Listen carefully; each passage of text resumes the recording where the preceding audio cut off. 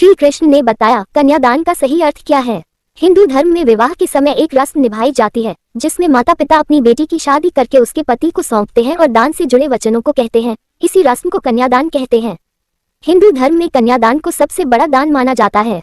लोग इसका अर्थ लगाते हैं कि कन्यादान का अर्थ है कि माता पिता ने अपनी पुत्री दूसरे परिवार को हमेशा के लिए दान कर दी है और अब उसका उसकी पुत्री पर कोई अधिकार नहीं रह गया है, जो कि इस रस्म के प्रति लोगों का एक गलत धारणा बनाता है। कन्यादान का वास्तविक अर्थ है कि पिता अपनी पुत्री की जिम्मेदारियों को वर को सौंप देता है और वर कन्या को सुखी और संपन्न रखने की जिम्मेदारी लेता है। कन्यादान में वर पिता को वचन देता है कि वह उनकी पुत्री का हमेशा ख्याल रखेगा और उस पर किसी भी तरह की आंच नहीं आने देगा। लोग कन्यादान को विवाह का जरूरी हिस्सा मानते हैं, जबकि वेदों में कन्यादान का कोई वर्णन नहीं है, बल्कि यह रस्म मनुस्मृति ग्रंथ से ली गई है। इन प्राचीन ग्रंथ में एक महिला के अस्तित्व के लिए एक पुरुष संरक्षक होना आवश्यक माना जाता है। हमारे देश का कानून भी कन्यादान के रस्म को अहम नहीं मानता, बल्कि विवाह के लिए वो केवल विवाह के 7 फेरों को ही अहम सबूत के रूप में देखता है। कन्यादान से जुड़ी श्री कृष्ण ने भी एक व्याख्या की है, जो आजकल के लोगों के कन्यादान से जुड़ी मिथकों को पूरी तरह तोड़ता है।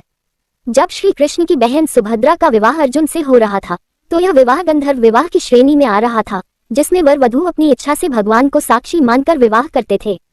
जब श्री कृष्ण ने अर्जुन और सुभद्रा का गंधर्व विवाह करवाया, तो बलराम ने उनका विरोध करते हुए कहा कि कृष्ण जिस विवाह में कन्यादान ना हो वो विवाह पूर्ण नहीं होता। इस पर श्री कृष्ण ने बलराम को कन्यादान का असली अर्थ समझाया था। जानिए श्री कृष्ण ने क्या कहा है कन्यादान के बारे में। श्री कृष्ण ने बलराम से कहा था कि कन्या कोई पशु नहीं है जिसका दान किया जाए। ये एक पशुवत सोच है।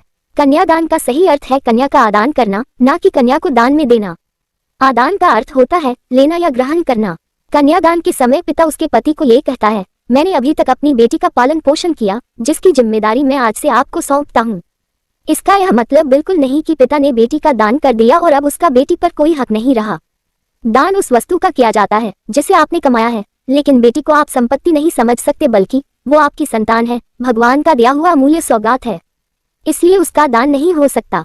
पुत्री को महादान समझकर दान करने वाले पुण्य करने के बजाय पाप के भागीदार हो सकते हैं, क्योंकि उनका मन गलत अर्थों को समझकर पुत्री के साथ एक तरह से अन्याय कर रहा है। अब जानिए कन्यादान की परंपरा कहाँ से शुरू हुई। धार्मिक मान्यताओं के अनुसार कन्यादान की प्रथा सबसे पहले दक्ष प्रजापति द्वारा शुरू की गई थी। दक्ष प्रजापति की 27 कन्याएं थीं, जिनका विवाह उन्होंने चंद्रदेव से करवाया था ताकि सृष्टि का संचालन सही तरीके से हो सके। उन्होंने अपनी 27 कन्याओं, जो कि 27 नक्षत्र भी मानी जाती हैं, को चंद्रदेव को सौंपते हुए कन्या आदान किया था।